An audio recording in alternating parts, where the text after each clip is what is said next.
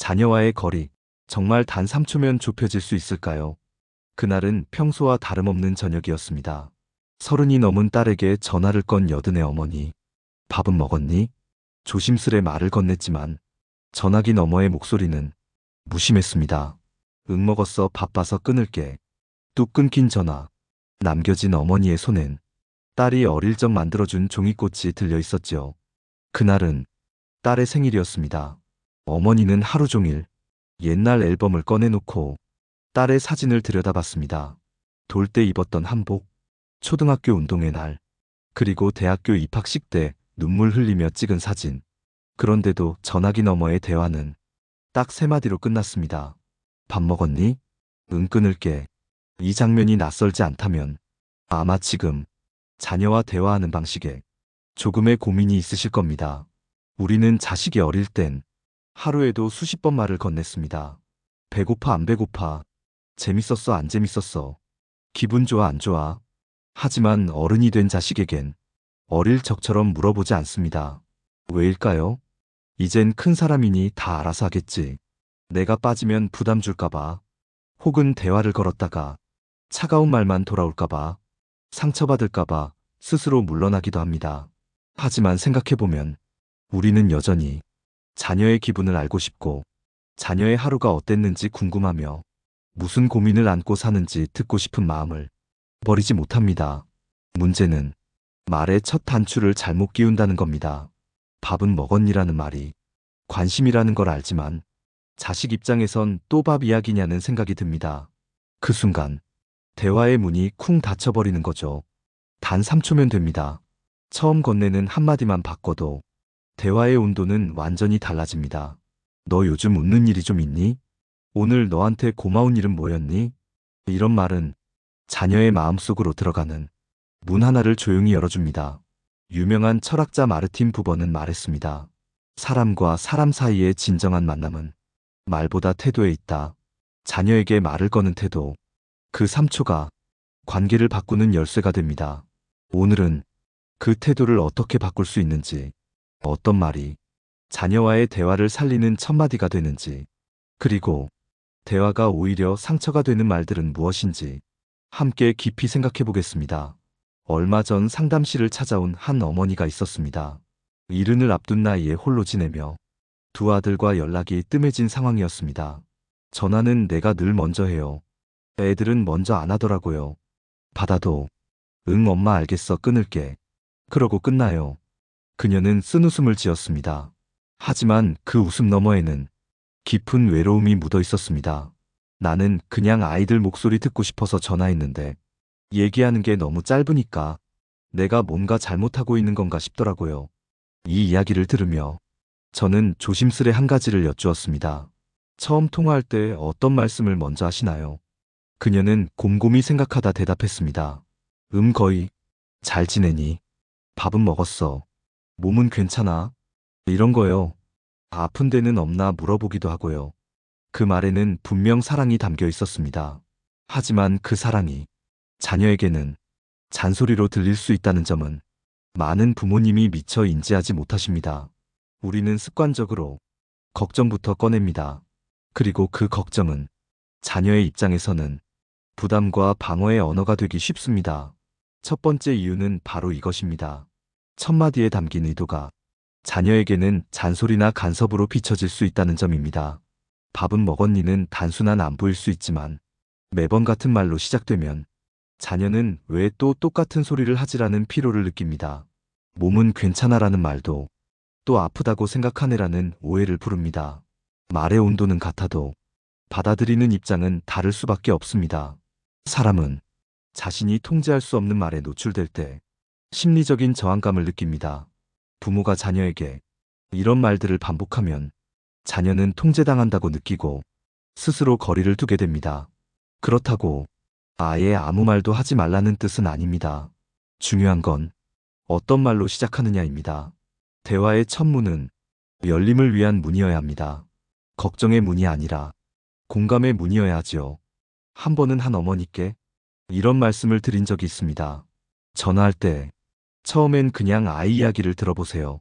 오늘 어떤 일이 있었는지, 좋은 일이 있었는지, 궁금하다고 말해보세요. 그 후 몇 주 뒤, 그 어머니는 미소 지으며 오셨습니다. 신기하게, 요즘은 통화가 조금 길어졌어요. 엄마 오늘 회사에서 별일 있었는데, 이러면서 애가 자기 얘기를 꺼내더라고요. 그냥 처음에 제가, 오늘은 뭐 웃긴 일 없었어, 이렇게 말했거든요. 이처럼, 단 한마디가 자녀의 마음을 열게 합니다. 그 한마디가 잔소리가 아닌 공감이라면, 걱정이 아닌 관심이라면, 우리는 더 따뜻한 대화를 시작할 수 있습니다. 고전 논어에 보면 공자께서 이런 말씀을 하셨습니다. 언어는 사람을 밝히기도 하고 어둡게도 만든다. 그 말처럼 말의 시작이 관계의 시작입니다. 그리고 그 시작을 어떻게 하느냐에 따라 자녀는 문을 열 수도 닫을 수도 있습니다. 오늘 내가 자녀에게 던질 첫 마디는 그 문을 어떻게 여는지에 대한 가장 진실한 시도입니다. 두 번째 이유는 부모가 자녀와의 대화에서 자신의 감정을 솔직하게 드러내지 않는다는 점입니다. 많은 부모님들이 자녀에게 엄마는 괜찮아, 아빠는 그냥 네가 잘 되기만 바라지, 이런 말을 습관처럼 하십니다. 표현은 따뜻하지만 그 속마음은 전혀 전달되지 않습니다. 자녀는 부모의 진짜 마음을 모른 채 자랍니다. 이럴 때 자녀의 반응은 엄마는 아무 감정도 없나 봐. 우리 얘기는 잘 안 들어주고 늘 똑같은 이야기만 하네. 이런 생각을 하게 됩니다. 저는 한 어머니의 사연을 떠올립니다. 그 어머니는 평생 자녀에게 감정을 드러내지 않고 살았습니다. 화가 나도 꾹 참았고 속상해도 말하지 않았습니다. 애들한테 짐이 되고 싶지 않아서요. 속 얘기하면 걔들이 피곤해할까봐. 그렇게 참은 세월이 30년이 넘었고 자녀와의 대화는 점점 짧아졌습니다. 어느 날 큰아들이 말했습니다. 엄마, 나 엄마 마음 잘 모르겠어. 어릴 땐 뭔가 말하려 해도 엄마는 그냥 웃고만 있었잖아. 그 순간 어머니는 깨달았습니다. 그간 자신이 품어온 사랑과 고마움, 그리고 자식에게 하고 싶었던 말들이 단 한 번도 전해지지 않았다는 사실을요. 그래서 그날 어머니는 용기 내어 처음으로 자신의 마음을 말해보았습니다. 나는 너희가 잘 자라줘서 고맙고 가끔은 나도 외롭단 생각이 들어. 하지만 너희가 힘들까봐 말 못했어. 그 말을 들은 아들은 한참을 말없이 있다가 처음으로 이런 말을 했습니다.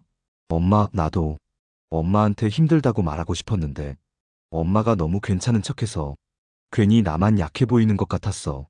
그날 모자 사이에는 처음으로 같이 아픈 사람이라는 연대감이 생겼습니다. 감정은 절대 짐이 아닙니다. 자녀는 부모의 고백을 약점이 아니라 따뜻한 신호로 받아들입니다. 심리학자 버지니아 사티어는 말했습니다. 진정한 인간관계는 서로의 약점을 함께 껴안는 데서 시작된다.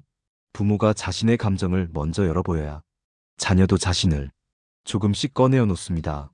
엄마 요즘 조금 쓸쓸해. 네 목소리 들으니까 기분이 좋아. 아빠는 너한테 고맙단 말을 늘 못했던 것 같아. 이런 한마디가 자녀에게는 우리 부모도 나처럼 외롭구나. 우리 부모도 사람이구나. 라는 따뜻한 이해로 다가옵니다. 말을 통해 감정을 나누는 법을 배워야 말이 사랑이 되고 대화가 다리가 됩니다. 지금 자녀와 멀어진 것 같다면 그건 감정을 나누지 못한 결과일지도 모릅니다. 자녀가 바라는 건 완벽한 부모가 아니라 진심을 전하는 부모입니다. 너에게 해주고 싶은 말이 참 많은데 어떻게 시작해야 할지 몰라서 그냥 밥 먹었냐고 물었단다. 이 한 문장이 자녀의 마음을 천천히 흔듭니다. 그리고 그 떨림은 언젠가 따뜻한 대화로 돌아옵니다. 세 번째 이유는 자녀의 삶을 있는 그대로 인정하지 않고 자꾸 평가하거나 조언하려는 습관 때문입니다. 그렇게 해도 되겠니? 엄마 때는 안 그랬는데. 그런 일은 참으면 돼. 이런 말들은 사랑해서 하는 말일지라도 자녀에게는 비판처럼 들릴 수 있습니다.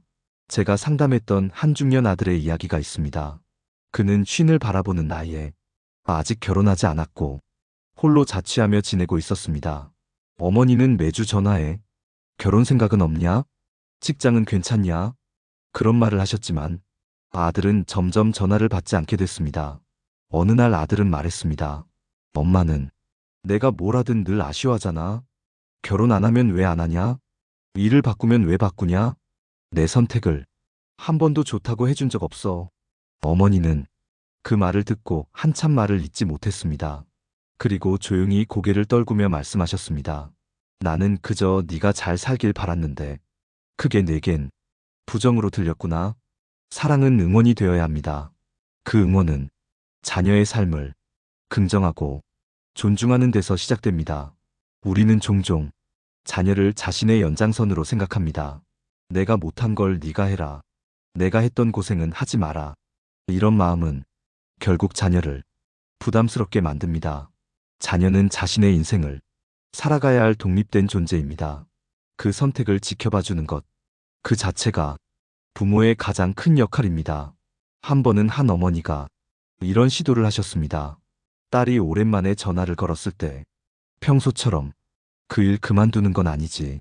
이런 말 대신 요즘 네가 결정을 잘해서 엄마는 안심이 돼 라고 말해보셨습니다.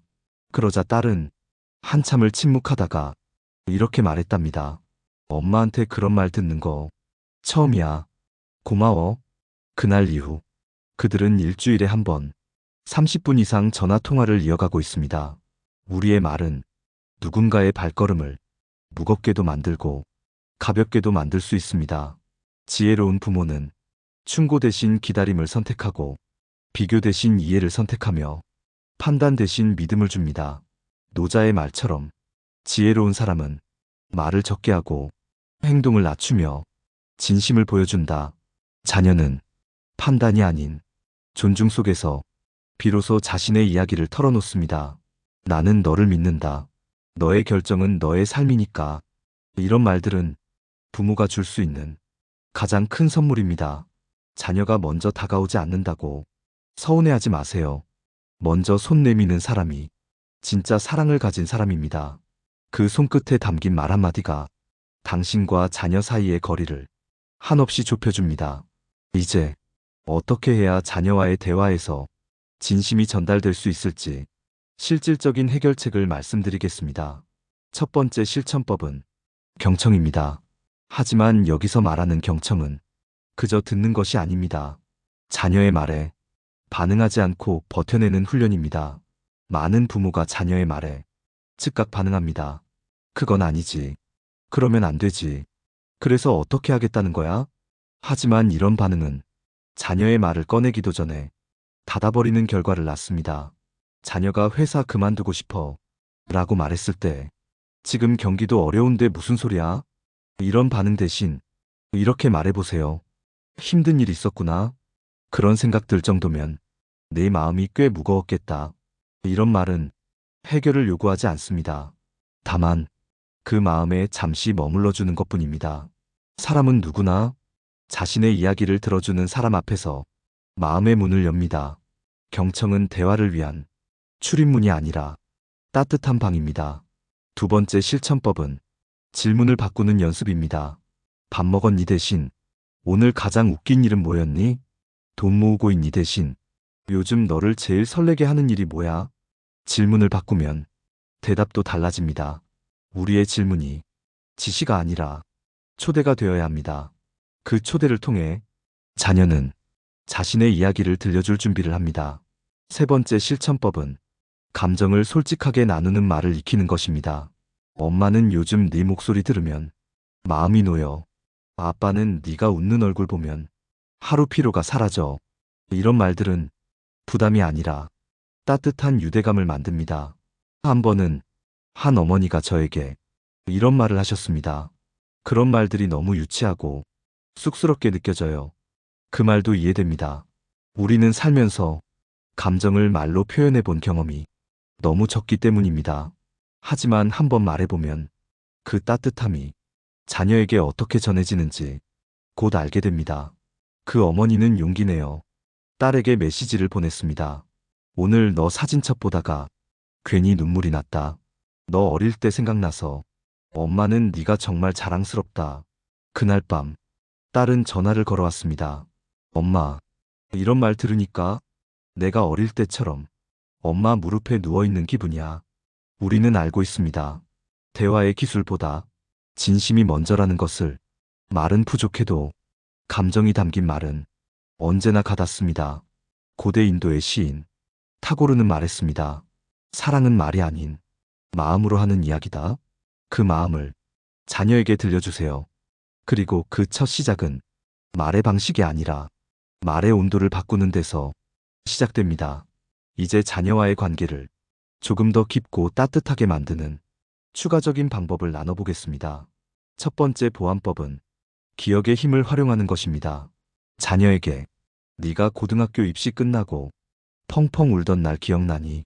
어릴 때 너 감기 걸려서 밤새 물수건 갈아준 거 기억나?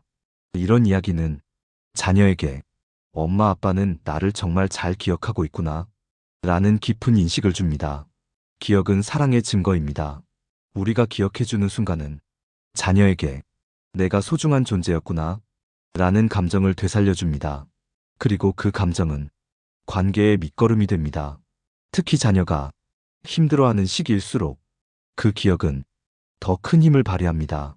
어느 날 상담 중 한 어머니가 자녀와 너무 멀어졌다고 하소연했습니다. 애가 대화도 안 하려고 해요.